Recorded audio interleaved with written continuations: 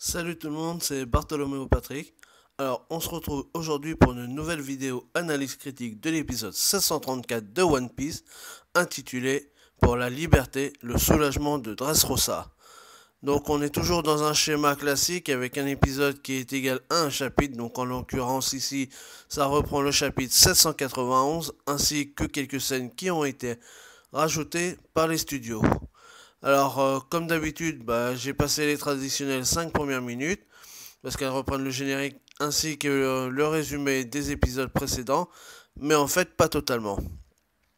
Parce qu'en fait, dans cet épisode qui marque la quasi-fin de Dressrosa, j'ai juste sauté le générique et j'ai quand même regardé le résumé qui a été fait des épisodes précédents, parce qu'il m'a beaucoup plu. Parce qu'en fait, en quelques minutes, on nous a juste montré un résumé de tout ce qu'a été l'arc Dressrosa, entre l'arrivée des Mugiwara sur l'île, avec son alliance avec Trafalgar Law depuis Punk Hazard, et le fait qu'ils ont été pris au piège par le faux roi qui est Doflamingo, parce que bon, maintenant on sait tous que c'était un faux roi, et par le biais de la Birdcage, tout simplement, et qu'il a voulu anéantir toute une jusqu'à son combat final entre Luffy et bien sûr Doflamingo. D'ailleurs, le résumé du combat, j'ai trouvé qu'il était beaucoup mieux réussi que dans l'épisode précédent à mon goût. Et donc, avec la défaite qui en suit de Doflamingo, qui permet ainsi aux habitants de retrouver cette liberté qu'ils ont perdue depuis 10 ans, depuis qu'ils avaient vécu sous la tyrannie de Doflamingo. Dans cet épisode, j'ai beaucoup aimé les couleurs. Parce qu'il y a une couleur, il y a une palette graphique, franchement, qui était vraiment bien réalisée, bien faite, bien jolie. La musique aussi, elle était magnifique. Les choix musicaux, ils sont vraiment très terribles. Ils ont repris un moment le Overtaken, qu'on a eu souvent dans plusieurs épisodes. Mais ce qui est bien dans l'animé, moi, c'est ça qui me plaît, c'est que personnellement, c'est un complément du chapitre, du scan. Parce que il permet de ressentir mieux les émotions qu'Oda il veut faire passer dans le manga. On ne ressent pas la même chose dans le manga que dans l'animé. Et pour moi, c'est un complément. Voilà, donc c'est ça. Pour moi, c'est ça, l'animé. Il y a forcément des fois où c'est pas toujours bien réalisé, mais permet aussi quand même d'extrapoler un petit peu de ce qu'on a dans le manga. Alors, par exemple, dans ce chapitre, enfin dans cet épisode, on passe des rires aux larmes en quelques secondes. Et c'est ça qui est génial. Et c'est ça qui fait sa force de ce manga.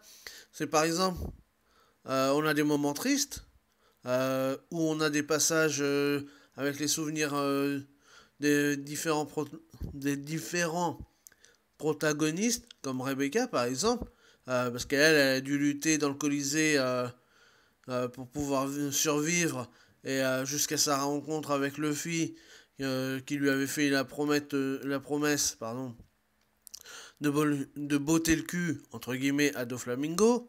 On a aussi Viola qui a quand même accepté de se soumettre aux ordres de Doflamingo pour pouvoir protéger son père et qui a accepté de prendre confiance qu'elle a accordée aux Mugiwara alors que c'est des pirates tout comme Doflamingo. Mais eux, elle a vu eux ils se battaient pour leurs convictions. Excusez-moi, j'ai des messages, c'est pour ça. Alors qu'elle a été aussi, donc elle a vu qu'ils se battaient pour leurs convictions, alors qu'elle a été déçue aussi par la marine et le gouvernement mondial, qui étaient au courant des agissements, pardon, de Doflamingo et qui ont jamais rien fait. Ensuite, on a aussi le passage avec le roi Riku, pardon, qui a été manipulé par Doflamingo et qui prend toute la responsabilité de ce qui est arrivé depuis 10 ans. Pour lui, c'est de sa faute, c'est lui qui est responsable. Parce qu'il était dans un monde pacifiste pendant toute la durée de son. Il n'y a jamais eu de violence ni de blessés sur l'île de Dressrosa. Et il a suffi que Doflamingo il arrive pour que ça arrive. Et enfin, on a aussi le passage avec Kyros, qui a quand même perdu sa femme, qui avait été tuée par Diamante, un des sbires de Flamingo. et alors que lui, il avait été sauvé de la délinquance, entre guillemets, par Riku, parce qu'il lui avait tendu la main, parce que Kiros, quand il était jeune, c'était un petit voyou, donc rien que pour ça aussi, il est redevable par rapport au roi Riku. Et en plus, ce qui est génial, c'est que par fierté ou peut-être par honte aussi, il se cache et il se met à l'abri des regards pour que personne ne voit qu'il pleure comme une madeleine et tout. Parce qu'il est enfin heureux que tout s'arrange et que enfin Dressrosa puisse retrouver le bonheur qu'ils avaient avant que Doflamingo y soit là. Il y a aussi le passage avec Guts qui est complètement les larmes aux yeux, tellement il est en pleurs qu'il a du mal à annoncer le nom du vainqueur. Et en plus, il a été blessé un petit peu par Doflamingo. Donc il galère pour annoncer le vainqueur qui est Lucci. Luffy, hein. Bon. C'est Luffy, mais lui il l'appelle Lucy, hein. Parce qu'il était sous le lettré de Lucy.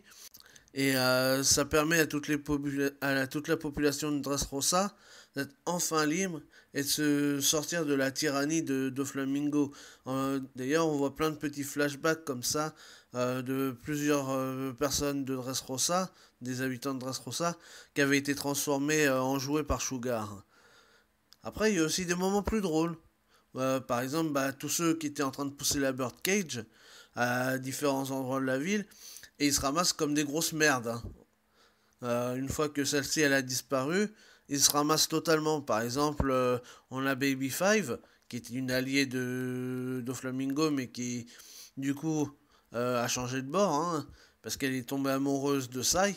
Et quand elle lui tombe dessus, alors que lui, il est en train de féliciter Luffy parce qu'il est impressionné par sa force de Luffy et tout, elle croit que c'est pour elle qu'il dit ça, alors que pas du tout, mais elle est tellement amoureuse et tellement dans son délire que du coup, alors que lui, après on voit la petite goutte qui tombe de sueur sur son front et tout, parce qu'il sait pas comment il s'en débarrasser en fait. On a aussi Frankie, par exemple, avec les Tontata, qui sont vraiment trop marrants. Les petites Tontatas, là, ils sont trop marrants et tout. On a aussi Zoro avec Kinemon, Kanjuro, qui sont complètement débiles. Zoro, il se ramasse, mais comme une grosse merde, mais bien badass. Et puis les samouraïs, après, ils tapent sur le sol et tout pour voir que, en fait, ça y est, comme si ils allaient comment dire, les fils ils étaient bien dans le sol et tout, alors ils tapent dessus et tout. Et en plus, marrant à ce moment-là aussi, c'est que non seulement il y a Kinemon et Kanjuro, mais Kanjuro il avait fait un petit oiseau pour les aider à aller justement vers ce point de la ville. Et donc on voit l'oiseau qui fait pareil que les deux abrutis samouraïs. Et ça c'est marrant aussi. Voilà, c'est des petits trucs comme ça qui font que on aime One Piece. Ce qui est bien aussi, et ce qui est important, c'est que quand les fils de la birdcage ils disparaissent lentement, euh, il y a plusieurs symboles qui sont mis en avant.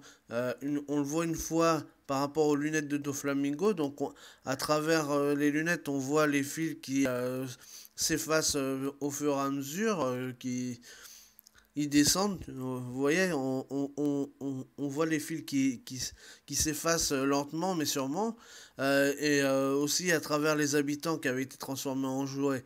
Donc à travers leur corps, on voit euh, l'ombre des fils qui s'effacent lentement et tout. Ça, franchement, ça a été bien mis en scène et tout. Et une fois qu'elle a complètement disparu, on voit tout le monde qui regarde vers le ciel et le ciel qui s'éclaircit et tout simplement, euh, qui annonce justement un symbole d'une liberté retrouvée. Donc voilà, par rapport à tous ces petits moments qui sont franchement bien agréables, moi c'est un épisode qui m'a vraiment beaucoup plu, qui m'a autant fait rire que chialer, hein, franchement j'ai versé ma petite larmichette, hein, j'ai pas honte de le dire, franchement il m'a bien fait pleurer aussi, hein, il m'a fait rigoler. Aussi Bartholoméo, il est marrant encore. Et le mec, il est tout content, mais il chiale en même temps. Franchement, ça m'a fait taper une barre de rire. Et puis, je vous dis, il y a des passages vraiment qui ont été vraiment très émouvants et tout. Franchement, c'est un superbe épisode. Donc, voilà pour cette vidéo qui est maintenant terminée. Donc, comme d'habitude, n'hésitez pas à partager, à laisser des pouces bleus, à laisser des commentaires. Et surtout, n'oubliez pas de vous abonner à ma chaîne si ce n'est pas encore fait. Et puis nous, on se retrouve pour de nouvelles aventures One Piece. Allez, salut tout le monde!